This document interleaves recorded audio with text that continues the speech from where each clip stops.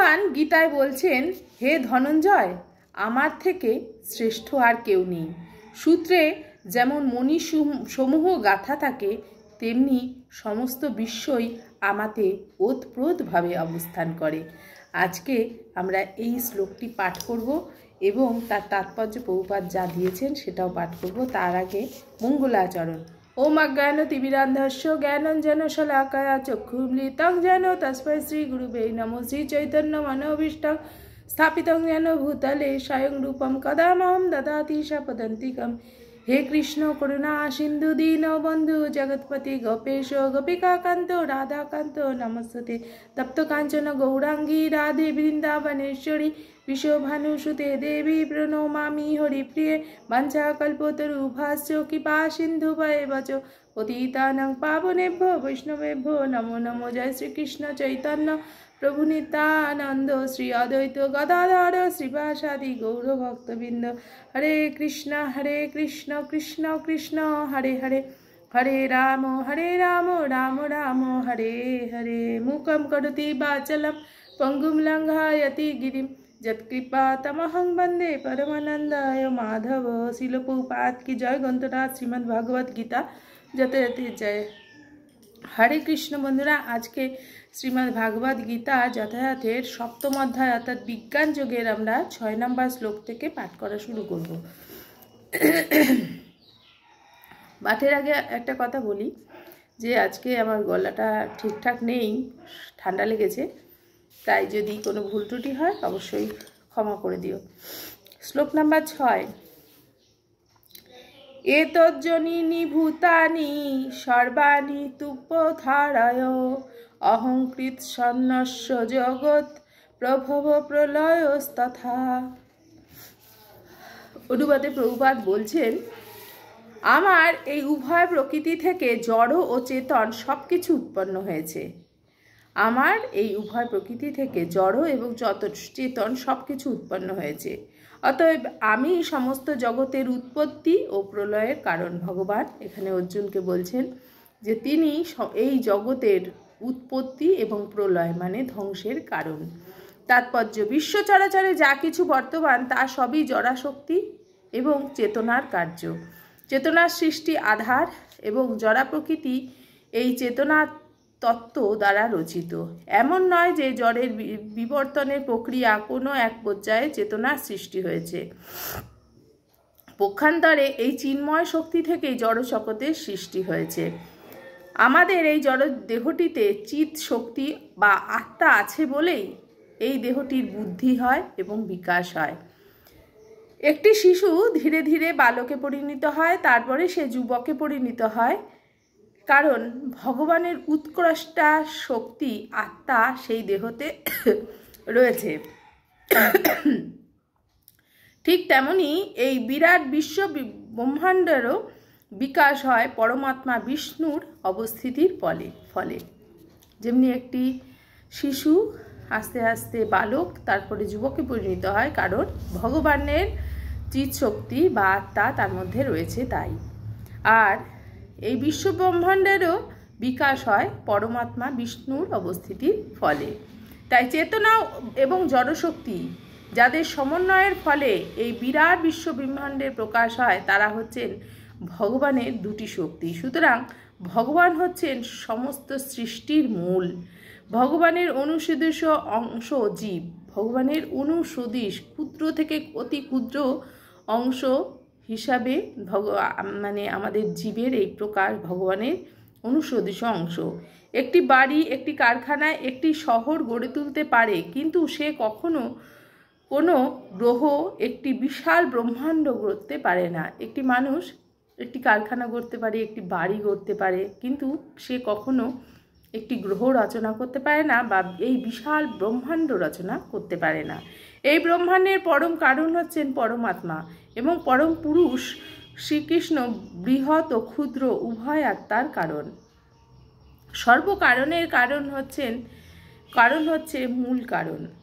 সে কথা প্রতিপন্ন করে কঠোপনিষদে বলা হয়েছে, নিত্য নিত্যানাং চেতনস্য চ চেতনাম। মানে ভগবান আমাদের সব কিছুর কারণ। এই জড় শক্তি সৃষ্টি হচ্ছে তার থেকে এবং প্রলয়ও হচ্ছে তার থেকে। এই আমাদের জীবদেহের বিকাশ, বৃদ্ধি এবং ক্ষয় সবটাই তার জন্যই হচ্ছে। তাই সমস্ত কিছুর মূল হচ্ছেন ভগবান শ্রীকৃষ্ণ। তাই এখানে বলা হচ্ছে যে আমরা একটি বাড়ি গাড়ি তৈরি করতে পারি, কিন্তু বিশ্ব ব্রহ্মাণ্ড রচনা করার ক্ষমতা আমাদের নেই, সেটি পারেন কেবল ভগবান। 7 নম্বর শ্লোক পাঠ করব। এটি অত্যন্ত গুরুত্বপূর্ণ একটি শ্লোক, এটি আমাদের মুখস্থ করার জন্য বলা হয়েছে। শ্লোকটি পাঠ করি এবং প্রভুপাদ অনুবাদ ও তাৎপর্য যা দিয়েছেন সেটাও পাঠ করব। শ্লোক নাম্বার 7। মত্তপরতরং নানাৎ কিঞ্চিদস্তি ধনঞ্জয় মই সর্বমিদং প্রতং সূত্রে মণিগণাইব। অনুবাদ: হে ধনঞ্জয়, মানে অর্জুনকে বলছেন ধনঞ্জয় বলে, আমার থেকে শ্রেষ্ঠ আর কেউ নেই। সূত্রে যেমন মণি সমূহ গাথা থাকে, তেমনি সমস্ত বিশ্বই আমাতে ওতপ্রোতভাবে অবস্থান করছে। একটি সুতোর মধ্যে যেমন একটি মালা বা রত্ন দ্বারা একটি মালার হয় গাঁথা থাকে, কিন্তু সুতোটাকে দেখা যায় না, আর তেমনি আমাদের বিশ্ব ব্রহ্মাণ্ড সঙ্গে ভগবান কিন্তু রয়েছেন সেই সুতোটির মতো, কিন্তু আমরা তাকে দেখতে পাচ্ছি না। তাৎপর্যে প্রভুপাদ বিশদভাবে বর্ণনা করেছেন, এটা আমরা শুনি। পরম তত্ত্ব সবিশেষ না নির্বিশেষ, এই সম্বন্ধে বহু আলোচিত মতভেদ আছে। ভগবদ গীতাতে বলা হয়েছে যে পরমেশ্বর ভগবান শ্রীকৃষ্ণই হচ্ছেন পরম তত্ত্ব, এবং প্রতি পদক্ষেপেই আমরা এই সত্যের প্রমাণ পাই। বিশেষ করে এই শ্লোকটিতে পরম তত্ত্ব যে সবিশেষ পুরুষ তা স্পষ্টরূপে বোঝানো হয়েছে। পরমেশ্বর ভগবানের সবিশেষ সত্য সম্বন্ধে ব্রহ্ম সংহিতাতে বলা হয়েছে যে ঈশ্বর ও পরম কৃষ্ণ সচ্চিদানন্দ বিগ্রহ। এটি ব্রহ্ম সংহিতায় বলা হয়েছে যে ঈশ্বর পরম কৃষ্ণ, অর্থাৎ শ্রীকৃষ্ণই হচ্ছেন পরম ঈশ্বর। তিনি হচ্ছেন সমস্ত আনন্দের উৎস, তিনি হচ্ছেন আদিপুরুষ গোবিন্দ। তার শ্রীবিগ্রহ হচ্ছেন সৎ, চিৎ ও আনন্দময়। ব্রহ্মার মতো মহাজনদের কাছ থেকে যখন আমরা নিঃসন্দেহে জানতে পারি যে পরম তত্ত্ব হচ্ছেন পরম ঈশ্বর শ্রীকৃষ্ণ এবং তিনি হচ্ছেন সর্বকারণের পরম কারণ, তখন আর তার সম্বন্ধে সন্দেহ থাকে না।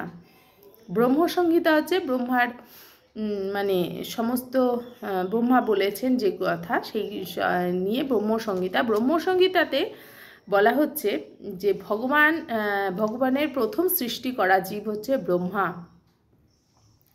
তিনি প্রথমে ব্রহ্মাকে সৃষ্টি করেছেন এবং সৃষ্টির পরে তিনি এই জড়জগৎ ব্রহ্মাকে সৃষ্টির প্রতিটি জীবকে সৃষ্টির জন্য তিনি ব্রহ্মাকে আদেশ করেছেন।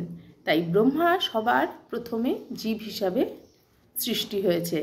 তাই ব্রহ্মা যখন বলছেন যে ব্রহ্মার মতো মহাজনরা যখন আমাদেরকে বলছেন যে ঈশ্বর ও পরম কৃষ্ণ সচ্চিদানন্দ বিগ্রহ, অর্থাৎ শ্রীকৃষ্ণই হচ্ছেন পরম ঈশ্বর, তিনি হচ্ছেন সমস্ত আনন্দের উৎস, তিনি হচ্ছেন আদিপুরুষ গোবিন্দ, তখন আর কোনো সন্দেহ থাকে না যে তিনিই সর্বকারণের পরম কারণ। নির্বিশেষবাদীরা অবশ্য বৈদিক ভাষ্যমতে শ্বেতাসত্তর উপনিষদের সঙ্গে তর্ক করে। যেমন এই জড়জগতে ব্রহ্মা হচ্ছেন প্রথম জীব, সুর অসুর এবং মানুষের মধ্যে তিনি হচ্ছেন শ্রেষ্ঠ, কিন্তু ব্রহ্মারও ঊর্ধ্বে এক অপ্রাকৃত তত্ত্ব বর্তমান, যার কোনো জড় আকৃতি নেই এবং যিনি সব রকমের জড় কলুষ থেকে মুক্ত। তাকে যে জানতে পারেন তিনি এই জড় জগৎ থেকে মুক্ত হয়ে অপ্রাকৃত জড়জগতে প্রবেশ করতে পারেন। আর যারা জানতে পারেন না তারা এই জড়জগতে নানা রকম দুঃখ কষ্ট ভোগ করে। নির্বিশেষবাদীরা এই শ্লোকের অপরূপম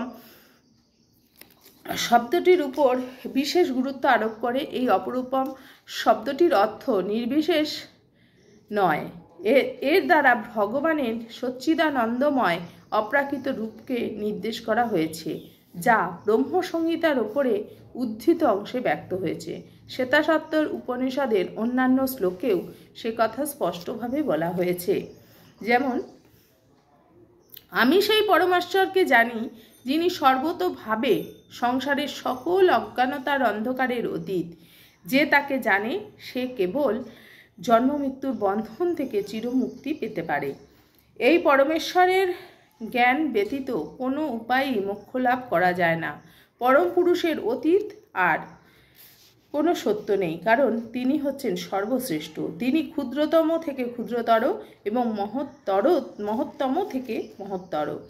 ভগবানের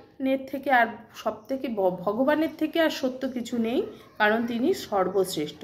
তিনি ক্ষুদ্রতম থেকেও ক্ষুদ্রতর আর মহত্তম মানে বড় থেকেও আরও বড়।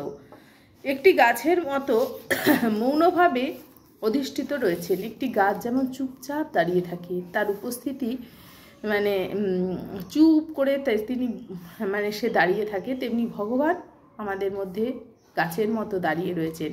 তিনি সমস্ত পরব্রহ্মকে উদ্ভাসিত করে রেখেছেন। একটি গাছ যেমন তার শিকড় বিস্তার করে, তিনিও তেমন তার বিভিন্ন শক্তিকে বিস্তৃত করেছেন।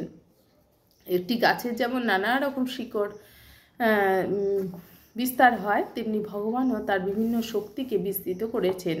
এই সমস্ত শ্লোক থেকে আমরা অনায়াসে এই সিদ্ধান্তে উপনীত হতে পারি যে পরমেশ্বর ভগবান হচ্ছেন পরম তত্ত্ব, যিনি এই জড়জাগতিক আধ্যাত্মিক অনন্ত শক্তির প্রভাবে সর্বব্যাপ্ত। তিনি সব জায়গায় সব কিছুতে রয়েছেন। এই বিশ্ব ব্রহ্মাণ্ড তার সৃষ্টি করা। আমরা এই শ্লোকটির মাধ্যমে জানতে পারলাম যে ভগবান হচ্ছেন সর্বকারণের কারণ।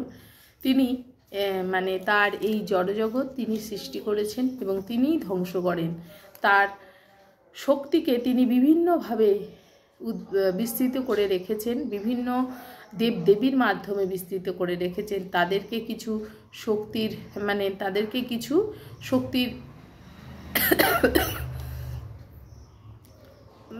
শক্তির প্রয়োগ করার জন্য তাদেরকে দিয়েছেন, যেমন বায়ুদেব, অগ্নিদেব, এরকম বিভিন্ন ভাগে ভাগ করে দিয়েছেন, যাতে এই জগৎ সংসার সুভাবে বা সুনিয়ন্ত্রিত করতে পারেন তারা। তাই সেটার ব্যবস্থা ভগবান করেছেন। কিন্তু প্রধান শিকড় হচ্ছেন ভগবান শ্রীকৃষ্ণ। এটা আমাদের অবশ্যই জানতে হবে। আজকের শ্লোক থেকে, আজকের পাঠ থেকে তোমরা কি জানতে পারলে অবশ্যই কমেন্টে জানিও। আর যারা নতুন আমার চ্যানেল বা পেজটিতে এসেছো তারা অবশ্যই ফলো বা সাবস্ক্রাইব করে নিও এইরকম গীতা পাঠ শোনার জন্য। শিল প্রভুপাদ কি জয়। গদ্রা শ্রীমদ্ ভাগবত গীতা যাতে জয়। হরি বল।